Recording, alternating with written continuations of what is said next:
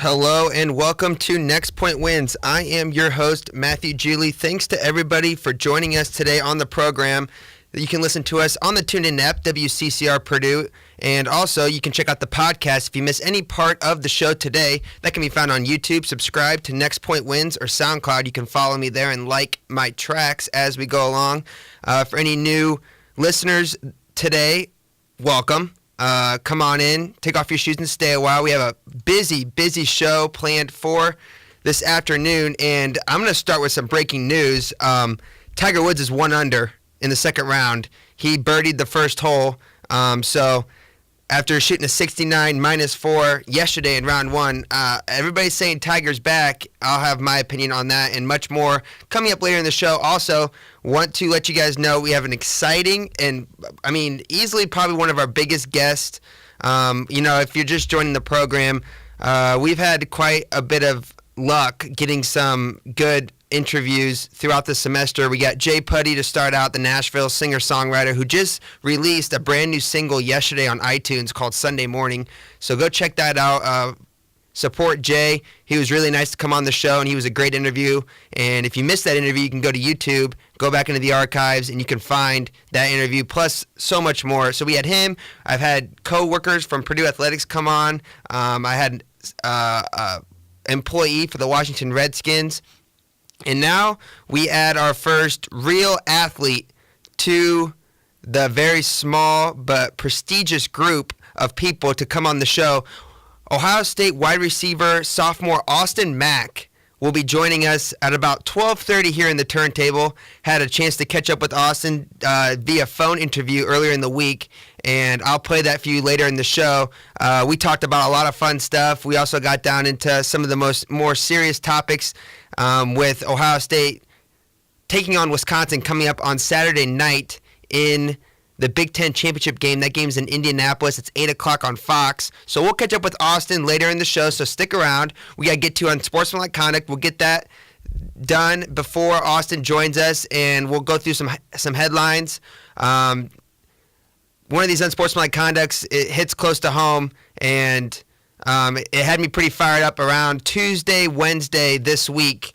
Also, some more breaking news and kind of expected news, I would say. Tennessee has fired their athletic director, John Curry. That happened this morning. I guess fired isn't the right word. It was a mutual departure. He got fired. Let's start there. They can say what they want. He was fired. So we'll have all that and much more coming up. I want to start out by going into the Thursday night game last night, Dallas Cowboys against the Washington Redskins. Cowboys won that game by a score of 38-14. Dak Prescott gets his first win, and the Cowboys as a whole team get their first win without Ezekiel Elliott due to that suspension for the abuse claims that were filed against him. So Zeke's in the middle of that suspension, and Dallas now sitting at 6-6 in the NFC East, still trying to fight for maybe a wild card. They're not going to catch Philly at 10-1. It'll take a complete collapse out of a very good Philadelphia Eagle football team for Dallas to get back in that NFC East race, but very much alive in the wild card. But in order to stay alive, they had to get a win last night, and they did.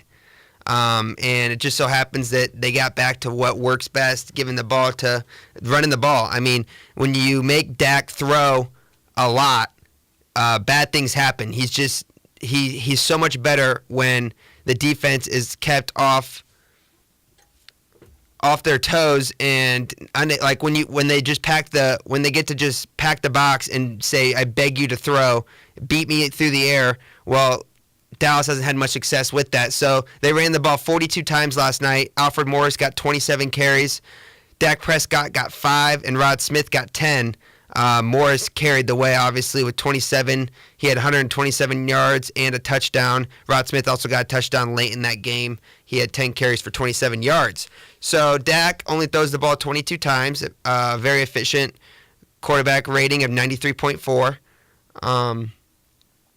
He had 102 yards and 2 TDs, no picks. They stayed out of. They didn't turn the ball over, which was huge, because on the other side you have Washington, who turned the ball over a ton, and Dallas did a good job making them pay for that. Washington had 4 turnovers, 2 fumbles, 2 interceptions, And that was really the difference in the game. As I said, Dallas takes the game 38-14. So it'll be interesting to see where Dallas goes from here on out. We looked at their schedule last show when we were talking about the Ezekiel Elliott suspension, what that meant for Dallas. Next, you go to the Giants. That's got to be a win. That's another one that must be a win. And then you go to Oakland. That's a winnable game. It's a tough game. Home for Seattle, that'll be tough. At Philly, very tough. So that's how you close out the season. You got to get at least 2, probably 3 of the last 4. Losing at Atlanta, home to Philly, and home to the home loss to the Chargers on Thanksgiving Day was brutal. Phillip Rivers carves you up, and that's a game that they had to have. But now you got 4 games left, 6-6. You got to get to 9 wins. So you got to get 3 of the last 4. So Giants is a must, Oakland's a must, and then you got to either steal the last one at Philly. It'll be interesting to see. That's the last game of the season. Philly should have it all wrapped up by then. So if you're Philadelphia, do you play your starters? Do you rest them and that gives the Cowboys a better chance to win, or do you stick it to them and say we want Cowboys out of the playoffs and you play the starters? I don't think that goes into the mind of a coach and a GM when it comes to resting players who they're facing. So I would expect them to rest if they have it wrapped up like they should. So maybe at Philly's the third and last winnable game. It's going to be very interesting to see. But you take care of business last night. You keep a glimmer of hopes alive, and you move on to the next game. As I mentioned at the top of the show, Tiger Woods shoots a -369 yesterday, and all the fuss and press leading up to it was warranted because it's Tiger Woods. And no matter if you like the guy or hate the guy, he's good for the sport. People tune in to watch Tiger. Even a Tiger who is past his prime and having trouble finding himself, he is still very watchable, and people tune in for him. This tournament would be nothing. The Hero World Challenge, there's like 18 guys in the field. And yeah, there's some I think 8 of the top 10 in the PGA are there. So I mean, there's some big name guys playing, but it's like this tournament is like the preseason for football or spring training for baseball. It's like it's a tune-up. It's getting back out there and getting swinging and getting back playing 4 rounds in a row and competitive golf and this and that. It's not a marquee tournament by any stretch. It's not even close. The Waste Management's a bigger tournament than this. So the fact that we're so interested in the tournament just shows how interested we are in Tiger. As I mentioned, he's -4 now as he went 1 under after the first hole. We'll kind of keep you updated throughout this next hour on what he does hole by hole. But he's great for the sport, and let's be careful. Let's be careful how quick we are to get fired up about what he's doing, because I want to see him put together 4 rounds. I don't care what your score is at the end of those 4 rounds. If you can be under par at the end of 4 rounds, or at least competitive and not showing any signs of fatigue or pain or uncomfortableness, if you can get through 4 rounds of that, I will be very, very excited for the game of golf and for Tiger Woods, because that is so important. It's been so long. I mentioned this on the show back when he had that 4th back surgery. I was on the record saying I don't think he plays another competitive round of golf again. So I was wrong, and I'm fine admitting that, and it kind of shows how I'm very impressed that he's been able to come back from such a brutal stretch. I mean, 4 back surgeries. For most people, 2 is a ton. 1 hurts. 2 is a lot. 3 is, but 4? And I know it was like some infusion, which I guess is better than the normal surgeries they've been doing. I'm no doctor, just what I hear. But I think that him being able to walk and like live his life comfortably would have been a fair goal and expectation for Tiger. But for him to be back on the course, playing 18 holes, swinging like he swings, although he has toned it down a little bit, but he still smokes the ball. It's very impressive, some of those drives he had yesterday, and his iron play was sneaky good too. Short game, struggled a little bit. He had a couple chips that were not very good, but then Instead of lately, if he missed a chip or had a bad chip, it just plummeted right away, and he missed the putt, and then just shanked the next drive. It didn't go well after the first sign of adversity. He had some serious trouble. So to see him flub a chip and then be able to make the putt, and you got that fist bump on that fourth hole, and I texted, Dirty Randy actually texted me. I was in class. I didn't see it. He said, "Did you just see that fist pump?" And I go, "No, I just got out of class," but I was shocked that he's throwing out fist pumps in the first round of the Hero World Challenge. So I immediately went to Twitter and had to find this, and I'm gonna be on record here, and I've been very supportive of ESPN 30 for 30 and giving them beautiful ideas. I've yet to see any of my ideas come to fruition on that mothership station. But here's another one for you. 30 for 30. Where were you on the day where Tiger Woods was back? And then it just show a clip of the fist pump. And you could have a whole documentary about Tiger Woods being back and the Hero World Challenge in that first round and how big that putt was to set up. I mean, once he gets the record, we're just going to overreact for a couple minutes. So once he gets the record and wins 12 more majors, we're going to look back on yesterday and that fist pump as getting over the hump for Tiger. And I'm beyond excited. He parred hole number 2, so he's still -1 for the day. He's tied for 4th. Like I said, there's only 18 people in the field, so... I mean, you got Matt Kuchar, Ricky Fowler's there, Jordan Spieth, Justin Rose, Dustin Johnson, Justin Thomas, Kevin Kisner, Patrick Reed, Brooks Koepka. I mean, this is a Henrik von Stenson. This is a strong field we have here. So if he can stay competitive and put together 4 rounds and be healthy, that's good enough with me. I'll be happy. I'm just going to kind of be bouncing around here. Try to stay with me. I got a rundown, but I'm fired up today. Got a great guest. Had a great interview with Austin Mack coming up at 12:30. And, it's first day of December. It's my birthday weekend, so I'm pretty fired up for that. I get to turn 21 on Monday. So we got Boiler Ball tonight.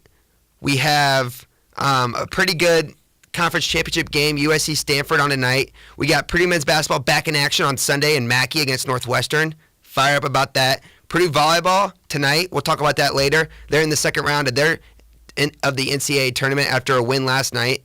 I mean, there's just a lot to be excited about. So stick with me. Try to stay focused because we're gonna fly around here. Next thing I want to talk about, Bill Belichick. I love Bill Belichick. I love the Patriots. I love Touchdown Tommy, TB12. I love everything about this team. I love the way that they're censored and they're not allowed to talk about certain topics in press conferences. I love Rob Gronkowski and the way that Bill Belichick is able to control him in the news. Put Rob Gronkowski on any other team in the NFL, and you have a blown-up PR nightmare waiting to happen every single day. You have a Bravo reality TV show in the locker room every day if Rob Gronkowski is on any team but the Patriots. And that might be what makes Rob Gronkowski so good and why he's been able to put aside the injuries, he's had very successful and productive years since he's come into the league. I'm not sure he makes it to this point in the league if he's not on the Patriots. And not because of his talent. He's one of the most talented players in the NFL. But because of the way he's been able to stay controlled and stay out of trouble and stay out of bad news, it's amazing what Bill Belichick is able to do.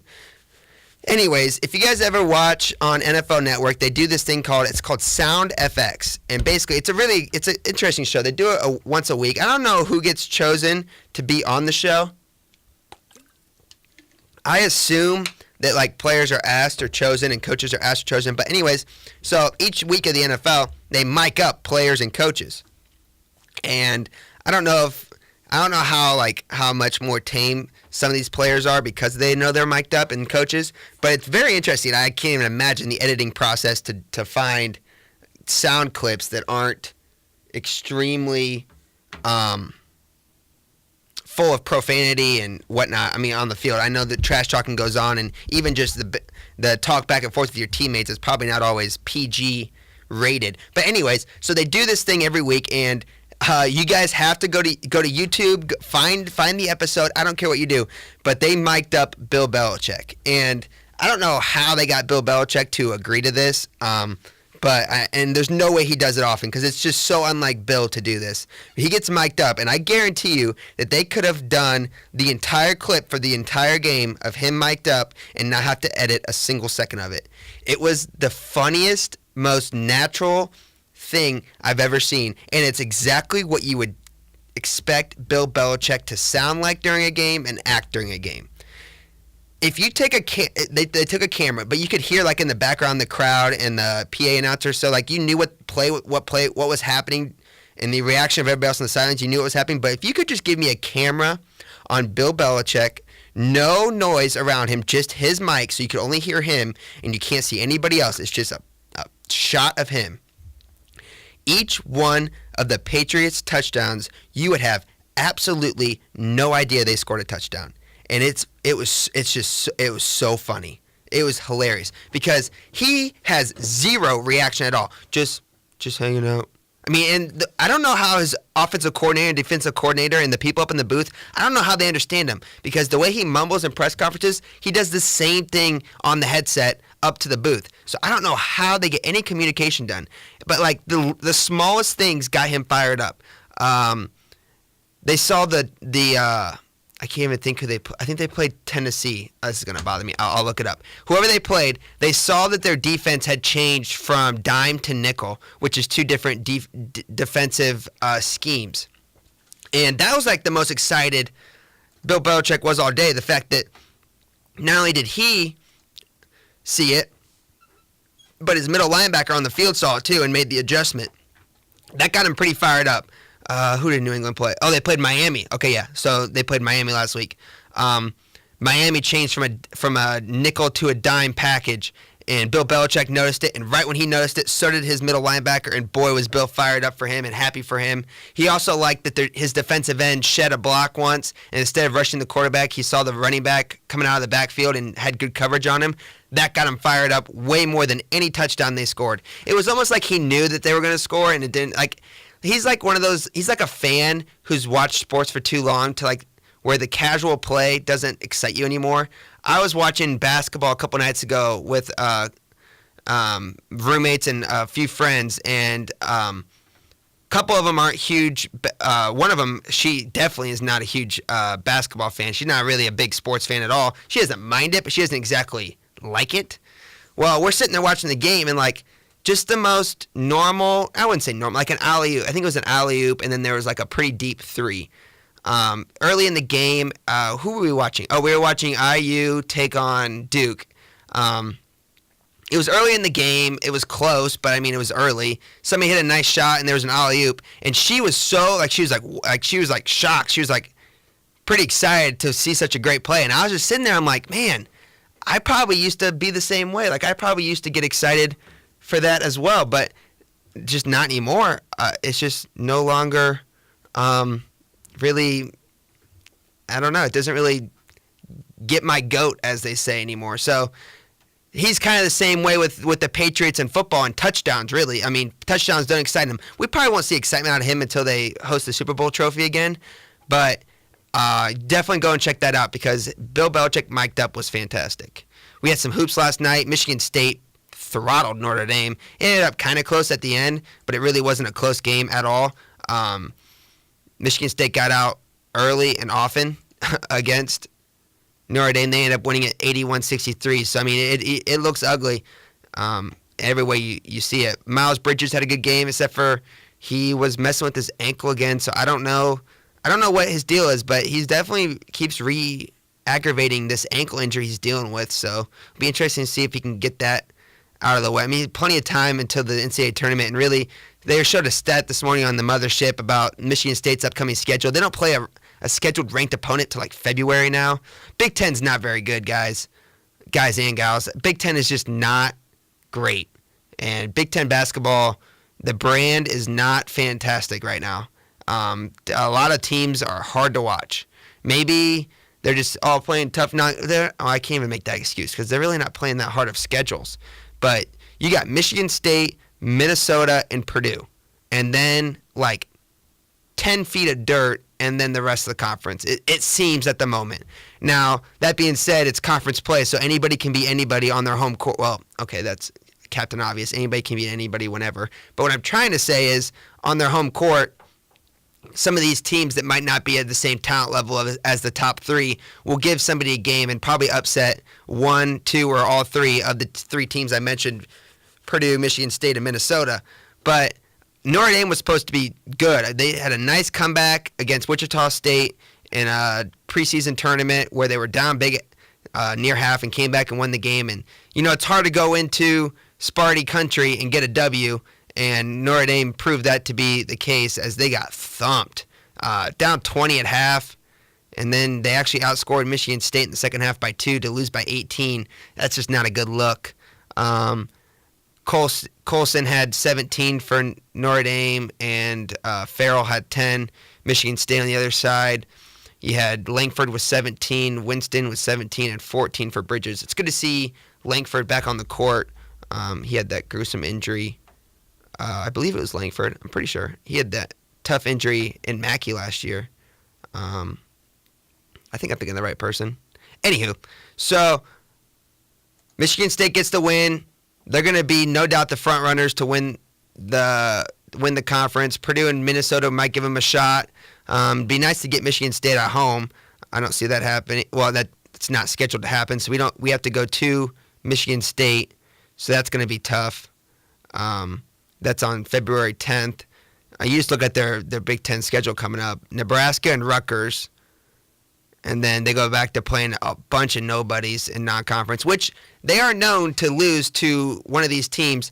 They play, 1, 2, 3, 4, 5, 6, 7 straight home games. I'll just list them off because I think one of these teams is going to beat Michigan State because every year, it seems, Michigan State has a road bump and loses to a horrible team. I think they lost to Oakland last year or 2 years ago, one of the two. They have them again. Here's the list of teams. They're going to lose to one of these. Mark my words. Southern Utah, Oakland, Houston Baptist, Long Beach State, Cleveland State, Savannah State, Maryland. It's bad if like Cleveland State, Savannah State, Long Beach State, all those state teams, well, Michigan State, but all the small state teams, not good. None of those teams are good at all. Not even close. Then they go to Ohio State. That's sneaky, but Ohio State's really not that good. Home for Rutgers, Michigan, and Indiana. At Illinois. Home for Wisconsin. At Maryland. That's a tough one. That's the end of January. Home for Penn State. Not a problem. At IU and at Iowa. Both can be difficult just because it feels like anybody who goes into IU gets scared, except for Purdue, who's been able to handle them pretty easy as of late. And then home for Purdue. At Minnesota, now we're talking. At Northwestern, that's a tough game. Home for Illinois, no problem. In the end of the year, at Wisconsin. I see maybe 2 losses there. Maybe. 2 losses in conference play. So for any of these other teams who want to give it a shot, Purdue trying to defend the title and Minnesota trying to make a run, first off, you got to win all the ones that you're favored to win, and you got to protect home court, and maybe you have a shot. So that's that. Illinois, they're 6-1, but they're no good. We got thumped in the Big Ten ACC Challenge. Just absolutely thumped. Purdue wins, Michigan State wins, and Nebraska wins. I think those are the only 3. That's pathetic. Anyways, I got Austin Mack joining us here in about 6 minutes, so we'll just kind of touch on one more topic here before we bring him in. If you're just joining us, he's the sophomore wide receiver for Ohio State, and he made one of the best plays I've seen all year last week, and it was a great mix of a nice play plus the situation that Ohio State was in. They're down 6, backup quarterback in the game, 2 penalties. They need a first down. It's 3rd and long.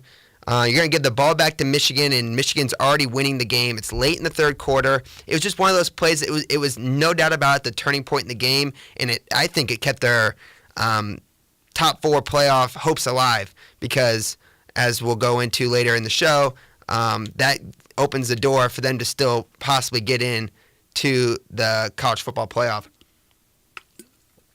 So stick around. We'll have Austin Mack in about 5 minutes. I'll play you a clip of the play I'm talking about because you can hear the hit on the broadcast. It's a big hit when that happens, and he was able to hold on to the ball, so we'll get to that real quickly. But before that, I want to talk about Purdue men's basketball in Atlantis.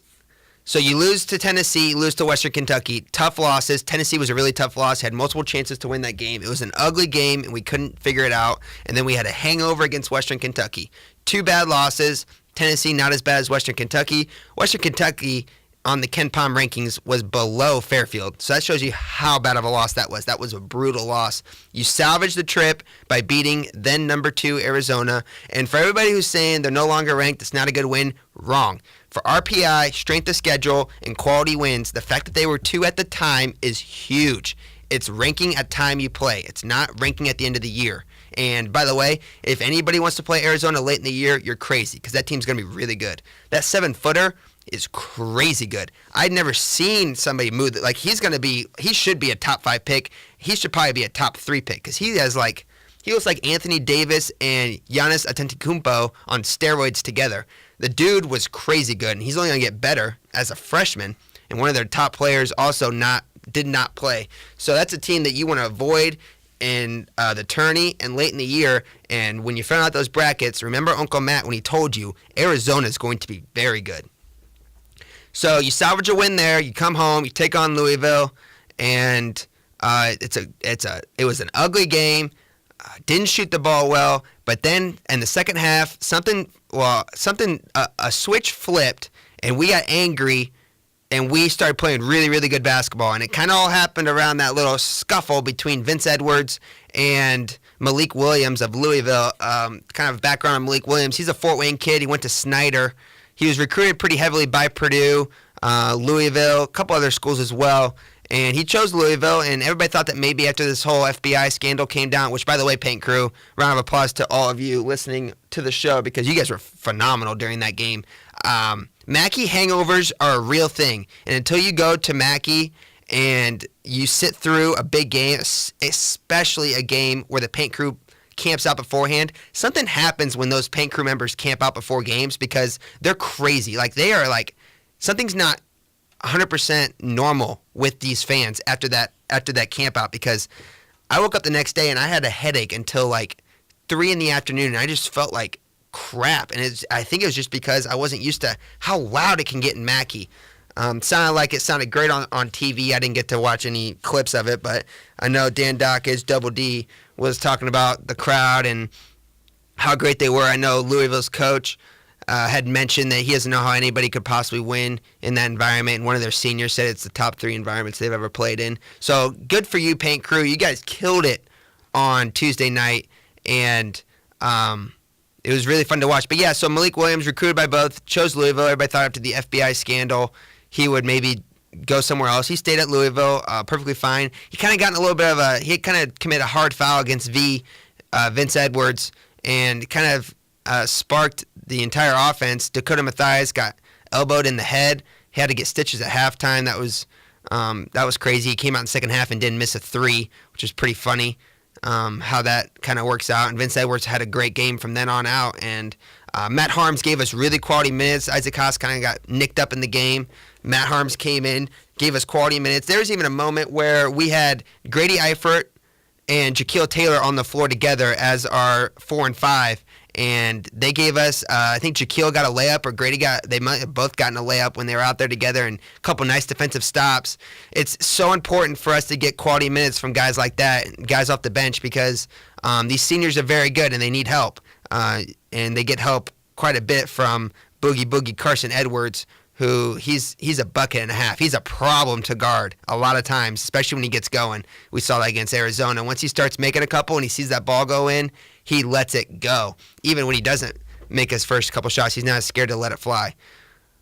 We didn't get to Unsportsmanlike Conduct, but I want to bring in Austin Mack because I think you guys need to hear this interview. So we'll get to Unsportsmanlike Conduct right after Austin Mack. So we're going to welcome him to the turntable. First, I want to play you the clip from the game where he had, in my opinion, the biggest catch of the game. So here is that play, courtesy of Fox Sports, and you're going to hear big game Gus Johnson on the call here. So here is Austin Mack's catch. 3rd down and 13 at the 47. Haskins delivers. Oh, what a catch and what a throw. Austin Mack somehow held on. But Haskins put that ball between two defenders. So that's the play. Austin Mack with a huge catch. And I asked him about that catch early on in this interview. I will warn you guys, I appreciate him coming on. I know he's busy preparing for this huge game he's got on Saturday, so it really means a lot for him to come on. And our connection wasn't great at the beginning, but bear with it. You can hear everything. It's just there's some background noise on both ends. It's kind of tough when you do a phone interview like that, but bear with it. It gets better as the interview goes on, so just hang with me. And we're going to make way now. Here is Ohio State sophomore wide receiver Austin Mack joining Next Point Wins via phone call from Columbus, Ohio. Joined here on Next Point Wins with Austin Mack, sophomore wide receiver from the Ohio State Buckeyes. Austin, thanks for taking a minute to join me. Yeah, no problem. Anytime. Ohio State's coming off a 30-21 win over Michigan in the Big House last weekend. Team only had 9 completed passes on the day, but Austin had one of the biggest ones and probably one of the bigger plays of the year, a 27-yard catch with his team down 6 in the third quarter. So Austin, run me through that play in the third quarter where you made that nice catch down the sidelines and took a pretty good hit. Yeah, we had just had consecutive false starts after 10 penalties, and it's third and long. Like you said, we're down a couple scores, and we needed to play. And they called an isolation pass to the boundary, a fade route, and one-on-one, you got to have it. And I executed the play. Went up, made a tough catch, and quarterback even made a better throw. And that's pretty much what happened. So, speaking of that quarterback, it was Dwayne Haskins who came into relief for JT Barrett during that game he got injured. When Haskins came into the huddle, were things different, or with that QB change, was it tough for the offense to get going? No, not at all. Something about Ohio State is that it's a machine. Everybody believes in the next man up. Believe in competitive excellence. When your numbers called, you got to be able to execute at a high level. And we knew JT was going down. It's definitely our job as starters and as people that are in the game to make sure that our quarterback was protected, make sure he was comfortable in the situation, so he could play at his maximum level. And it was actually we worked pretty well. He did very well, especially for his first time, especially in the big time game. The game against Michigan, and it's just a testimony to what Ohio State lives on. Very nice. And speaking of the team here is playing, getting a win over your rival is always a great feeling, but getting it done in their house is even better. So what was the locker room like after that game? It was tremendous. For me, that's my second goal pass. And then for some other guys, seniors, it was fifth or even fourth goal pass. And we haven't lost to them yet. Don't feel like doing it anytime soon, in my opinion. Yep. So, it's absolutely awesome. People don't really understand what that game is like until you playing it, and being able to live by it and play it. It's a dream come true. So as you get down to the last couple games of the season, it also marks the end of your time with quarterback JT Barrett. What has his role been in your growth over these last 2 years? Tremendous. I couldn't be any more blessed to have a man to look at from somebody as being a quarterback, somebody who, with his leadership, his drive, and to have somebody as an example like him, driving the offense. He's a pro, and from what he has done through his career, it's just a testimony to his work ethic, his everything that he's done in his career, it's incredible. I'm sure y'all can witness it. Y'all witness it each and every week. But being from the sideline, someone who was coming in as a freshman, who he taught me so many things, and it's just great. He's a wonderful guy, not only on the football field but off, and he's a tremendous leader. who's just joining us. We're sitting down here with Austin Mack, wide receiver of the Ohio State Buckeyes. Austin's from Fort Wayne, Indiana, and another Big Ten wide receiver from Fort Wayne, Indiana, Ben Skowronek, out at Northwestern, is having a monster year as well. Austin, have you been able to watch his growth and keep up on his stats, and have you guys been in contact with each other? Oh yeah, I've seen a couple highlights of what Ben's been able to do, and I'm very proud of him. He's a good player, and I hope he continues to have a good rest of this season. He's very successful the rest of his career. Mm-hmm. Me and him also, we'll talk, sometimes prior to the games. We played a team before, help each other out, and that's what we do. We have that relationship, and we'll forever will. So definitely very proud of him. That's definitely he's a brother of mine, and trying to represent the 260 as best we can. You know what I'm saying? Yeah, absolutely. So you got Wisconsin coming up this weekend in the Big Ten championship game, and you're still very much in contention for the playoff in one of those top 4 spots. So what's the vibe around the locker room, Ben, this week in preparation for the Big Ten championship? We're playing a very good opponent. So everything that we do is taken very serious. The vibe is completely different. It's not a regular season game anymore. It's a chance to win a ring. And, so everything that we're doing is very high intense, high focus. That's our motto, to be very intently focused on, everything that we do. And, we got to make sure that we know the game plan in and out, and then study our opponent. This is a very good team. They're undefeated, and they have statistically the best defense in the country. So, it's going to be a challenge for us offensively, and, we have to make sure that we're on our game. Very nice. All right, Austin, I got 4 more questions for you. We're going to do 4 downs here, so here we go. First down, first question. What is your go-to post-game meal?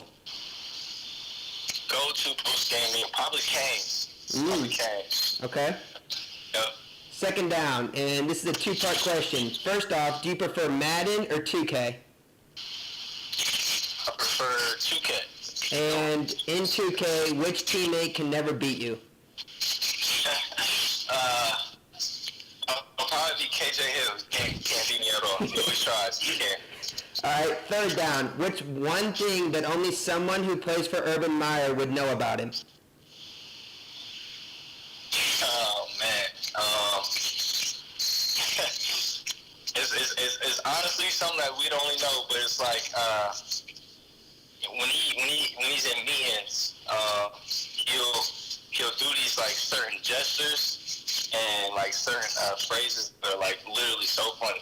He's like dead serious. He is dead serious, but the things that he says is like so funny, and like us receivers, we're characters, so like he'll say something that might be a little suspect. We'll think it's like we're like whoa, we'll like pause, like, but it's just so funny. I mean, it'd be little things he says in those meetings. Dudes, you look around at each other, and we just already know it's kind of funny, but it's hard. So yeah, that's probably one. That's pretty good. All right, fourth down, last question. When you go home to Fort Wayne, Indiana to visit, what's your go-to meal that you got to get? Oh man, it's the taco spot over there by Southside. That George's? It's not George's, but it's right behind Southside on Clinton. It starts with a C. I can't think of the name. Cachulas or something like that. Interesting. It's a little old type of spot. It's you can't even use credit card. You gotta pay with cash. Nice. That's a good sign. It's a Mexican place. Steak tacos is what I get. It's the go-to. It's unbelievable. Very good. Well, Austin, thank you for stopping by. Good luck this weekend and good luck going forward. I know everybody in Fort Wayne is keeping a close eye on you and hoping to see what you do next. So you just keep balling out and representing that 260 for us. I appreciate you, man. So there he is, Austin Mack, wide receiver, Ohio State. Really nice of him to stop by and chat with us. I thought just a great kid. You can just tell that he gets it, and humble. Just couldn't be more quick to talk about JT Barrett and Haskins coming in relief, and just the overall preparation. I went to high school with Austin and got a chance to play with him for a few years. He was the year below me, and just the definition of a good teammate and an even better person. So, Austin, I appreciate you taking the time out of your busy schedule to join us on the show. And we got to have a little fun with him about Urban Meyer and that taco place he was thinking of. I didn't know it either, so I researched it later. But it's called Taqueria Cohila or Cohulia. So start with the C. He was right on it, and it is cash only. And just by the pictures, it looks good. So I know next time I head back to Fort Wayne, Indiana, I'm going to have to stop there and grab some tacos as well. So there's a little bit from Austin Mack, wide receiver, Ohio State. Kind enough to join us on Next Point Wins. All right, we're going to fly right into unsportsmanlike conduct because I have 3 really good ones I want to get to. Here it is, unsportsmanlike conduct. And now, on unsportsmanlike conduct. Personal foul, number 15, unsportsmanlike conduct. That's a horrible call! My first one is in regards to Eli Manning got benched. It's going to be interesting to see what Geno Smith does for the Giants over the weekend, but it's pathetic.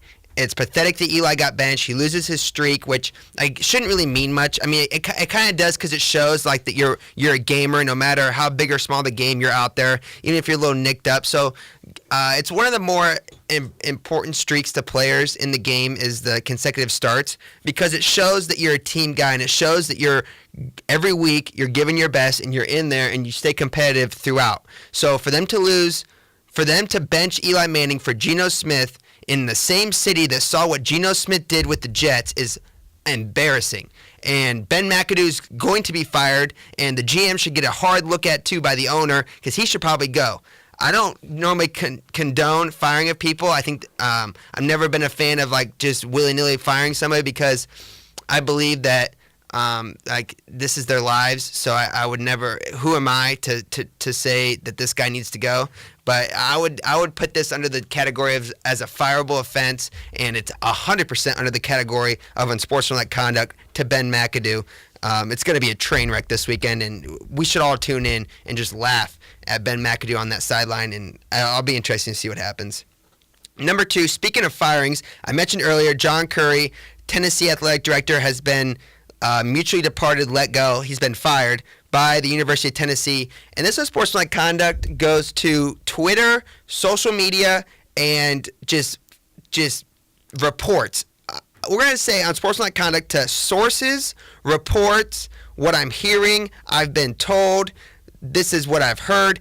Any type of phrase like that gets an unsportsmanlike conduct because we all saw, well, you all saw what happens on, I think it was Tuesday. No, it was Wednesday. On Wednesday, what happens when you take reports from people who are just trying to get ahead? Nowadays, thanks to social media and Twitter and everything that we got, you want to be the first one to break something. It is so important to be that first guy to get your name down. You're the first reporter who heard sources, this and that. You want to be the first. Well, because of that, we have people in this industry who are so hungry to get the first story out that they just completely inaccurately report on something. And that's what happened with this fan base here at Purdue, Coach Jeff Brom, and the University of Tennessee, because the amount of misleading reports about how he had signed and then unsigned, and there were contract talks and about to be announced, this and that, none of it should have been even reported or talked about until it was known. And let me give you guys some help. So, Purdue fans, if you want to follow people who will give you the right story and the right news and wait till it's accurate, you need to follow, first off, Purdue Athletics, Purdue Sports, at Purdue Sports on Twitter, or Purdue Football, Basketball, whatever sport you like. They all have their own page, and that's where you're going to get the most accurate information. You could also follow Gold and Black. They are very good at waiting until they know that it's a confirmed report that something has happened, no matter if it's firings, hirings, player injuries, whatever it is, Jim Harbaugh in the locker room, whatever. You guys are following the wrong people, and we're adding fuel to the fire because we're reacting to these people when they're irrelevant. These are irrelevant reports. So you follow Gold and Black, Purdue Sports, follow me. I won't. I'm not going to send anything. I just literally sat back and watched it all happen because I knew what was going on. I couldn't tweet about it because it's not my place to break news like that or to tell people they're wrong because, it's their job too. They have every right to tweet what they want. But you can guarantee nothing's going to come out of my Twitter until I know for a fact that it's reported, true, and confirmed. And that's what you're going to get out of all these other people. Nathan Baird is fantastic. He works for... I don't want to get this wrong and misidentify who he works for. He's a long time Purdue. I think it's JC. Yeah, it is. He works for the Journal and Courier. He's great. Mike Carmen is equally as good. He's a great follow. He works for the Journal and Courier. You got Mike DeFabo. You guys should be writing this down because I'm giving you guys some really good Purdue media followers.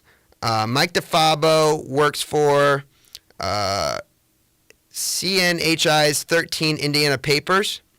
He's a great follow. He'll give you the true. There's Stacy. I'm searching for all these people as we go. She writes for Gold and Black. Her name's Stacy. I'm not gonna find it. Oh man. Let me think. Who else I can think of? There is, but okay, we'll stop there. Chris Foreman, if you're looking for Purdue basketball, Chris Foreman's a follow that you need to have. Matt Stout, if you're looking for Purdue football, that's a follow you need to have. These people don't just willy-nilly just tweet things out to get a reaction. They wait and they know. Like behind the scenes, they know what's going on. So they're gonna tweet it out when you hear it from them. It's true. It's the most raw and accurate news you will find. So we all needed to relax on Wednesday. Everybody needed to take a chill pill and just take a moment and just relax. And social media has caused this problem, and this problem is causing people to break stories that aren't stories yet. And it's very frustrating to listen and watch to. But also, it used to bother me, but to be honest, I probably sound bothered right now. I really am not. I'm just really riled up. It's just a great day. I'm not bothered. I actually found it very entertaining and comical. I'm going to be honest with you. I thought it was very easy and fun to watch. But it also needs to stop because for people who don't get it, it's not fair for them to be put through this emotional roller coaster. And last but not least, I'll go quick through this Unsportsmanlike content. I'm running out of time. I have a couple more things I need to get to before we end. But this is going to sound probably meaner than it means to be. But I found a student in one of my classes this week who didn't know who LeBron James was. And let me preface by saying I know not everybody likes sports, and I get that. Some people like other things, and their interests, you should have interest in something, whether it's books, movies, music, sports, pop culture, video games, whatever it is. Everybody should have something that they like to do, a hobby, because it makes life more enjoyable when you enjoy something or someone. That was beautiful. Now I got through that. Let me just say that this person's crazy because to not know who LeBron James is, I couldn't even wrap my head around it. We do these things. We do these pop culture quizzes in one of my mass communications classes. It's basically to try to teach us that if we're going to be mass communication students, we should probably be in the know of what's going on in mass communications. So she'll give us a 5-question quiz each week. It's like a current event quiz about politics, sports, just stuff happening in the news. And it's supposed to show us that we should be paying more attention, reading more papers, articles, following more accounts on Twitter, staying up with what's going on in the news, basically. One of the questions this week was, which NBA star got thrown out of his first game ever last night? And that was when LeBron James got tossed for the first time ever in his career for a no-call foul, and then he kind of threw his mouth guard or something, or he air punch, or I don't know what he was doing, but he was pretty fired up. He got tossed. Well, obviously I got the answer right, LeBron James. I knew that. I never miss the sports questions. I usually miss the questions about royal weddings and Ukrainian government. I don't know anything about that, and I always miss those questions, but anytime there's a sports question, I got it. So anyways, this kid behind me raises his hand. He goes, so how big is LeBron James? And me and another kid his name's Connor Hoke. He's also a broadcaster for BTN Student U, so he kind of does what I do to an extent. He doesn't work in the Purdue office, but he works around Purdue Athletics. We sit next to each other, and we both kind of looked at each other, and we're like, oh, like in my head I thought, how big is LeBron James? Like maybe height, weight, whatever. And so the teacher, she's like, oh, what do you mean? How big is he? Like how tall he is? And the kid goes, no, like how big of a star basketball player is he?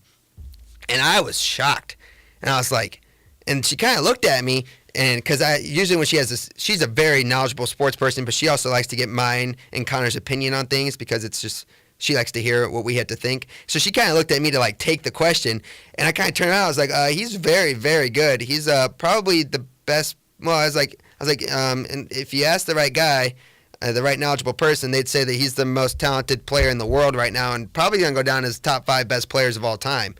And the kid was like, oh, okay. And he kind of moved on. And I was just kind of sitting there like, that's all? Like, that's all I get?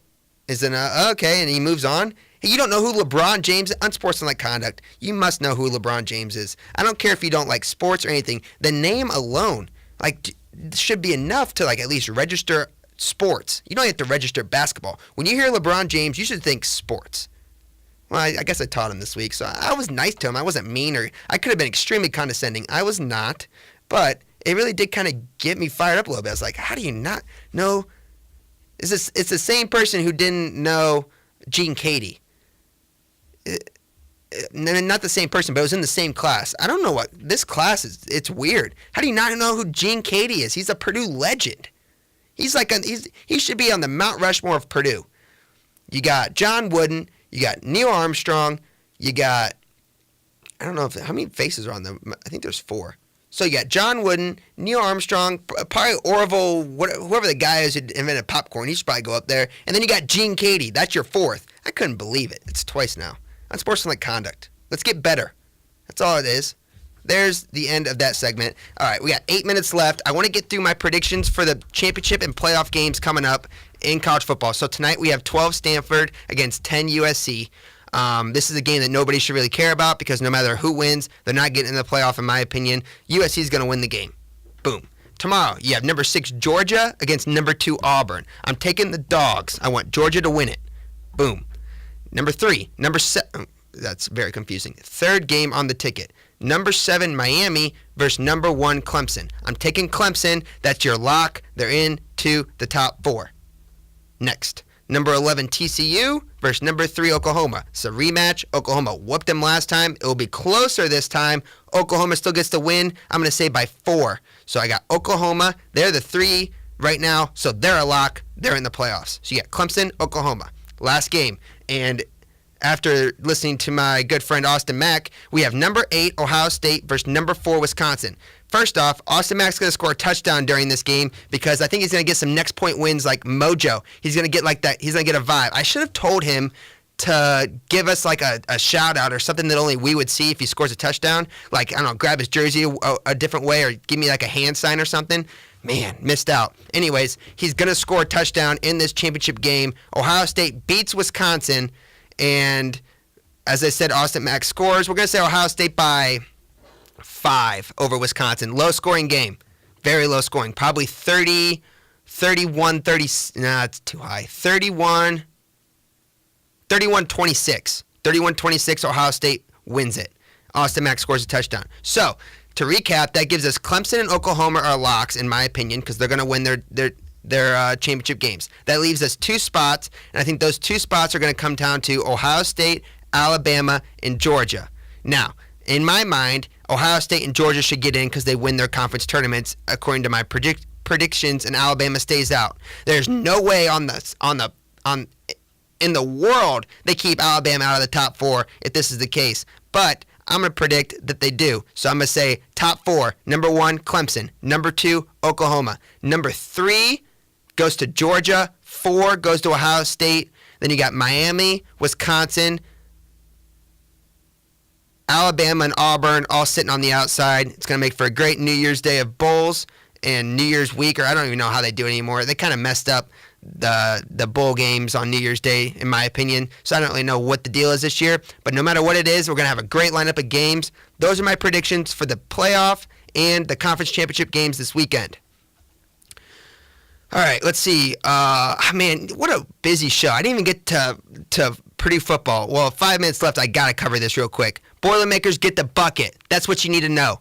Purdue takes care of business at home against the Hoosiers and gets the bucket, wins 2 out of their last 3. After we lost to Northwestern, I will be the first one to say I thought there was zero chance we go bowl eligible. You go into Iowa, you punk them and get the dub, then you come home and you take down the Hoosiers. It was beautiful to watch. Fans stormed the field. That's like my new biggest fear on the planet is when the fans storm the field. I did not see it coming. I don't know how I didn't see it coming because no matter how good or bad the teams are, it's tradition. No matter either at IU or at Purdue, whoever wins that game, if it's the home team, they storm the field. And for all you IU fans out there like, oh, they're barely bowl eligible. Why are they storming the field? Open a history book, do some research, and educate yourselves. No matter what, these teams storm the field, their fans do. You guys did it years when you weren't bowl eligible, or even when you were. Didn't matter how big the other school was either. If you win at home, you storm the field. That's how it works. You want to get me fired up, ask me about IU and that fan base. They really know how to fire me up. So anyways, that's like my new biggest fear because I didn't see it coming. I should have seen it coming. And I pretty much hid behind a goalpost because I did not want to get run over by the mob of people running at me. But we get the bucket. Sounds like we're going to, there's a couple different bowls we might go to. I think it comes down to either Nashville and the Music City Bowl or the Pinstripe Bowl in New York City. If I had to guess, we're going to be at the Pinstripe Bowl in New York City. I hope we're in Nashville because I love Nashville and it'd give me an excuse to go because I'd love to go to the game. I've never been in New York City either, but just something about Nashville kind of speaks to me a little bit more, but I don't really know which one we're going to get. So there's that. We're going to have a show next week because, we're going to have a fun show. I need to bring the Brainy Bunch on, and hopefully we'll get them sat down next week. It's finals week, so, it's dead week, so they should have some free time. We have this new thing we got going where we like to do drafts, and we draft, like, stupid stuff. It's stupid to an extent. Anyways, I'm gonna try to get the fellas on the show because you guys deserve to see what I deal with on a daily basis and what they deal with me. So let's tentatively plan on the Brainy Bunch joining me next week. Hopefully they all agree and they get after it. Also, got a note, Purdue Volleyball, they beat High Point last night 3-1. Next up, they take on Utah, 12th ranked Utah tonight at Utah. So we got to go into their home court to get the win. If we win, we move on to the Sweet 16. If we lose, we're done. Men's basketball takes on Maryland tonight at Maryland, back home on Sunday against Northwestern. And I think Boilermakers, I think Boiler Ball wins both those games at Maryland tonight. Will be interesting. Take care of the ball, get quality shots and quality possessions, and make a couple stops. And this is a very beatable Maryland team.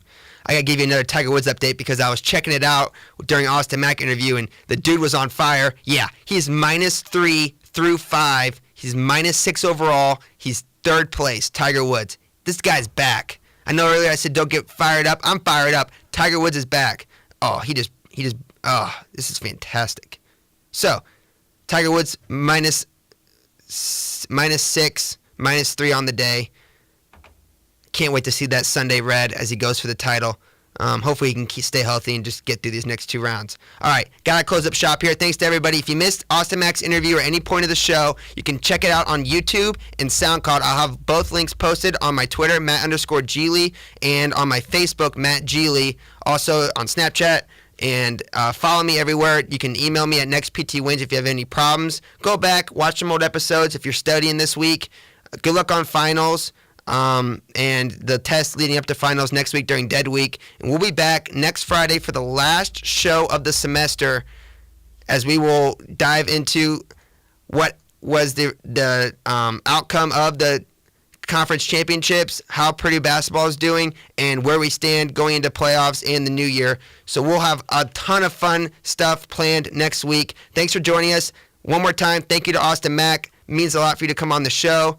And I'm going to close out with letting everybody know that World Cup had some kind of draw today. I have no idea what they drew for. A bunch of soccer teams got together and drew out of a hat, it looks like. No one really cares. This has been Next Point Wins.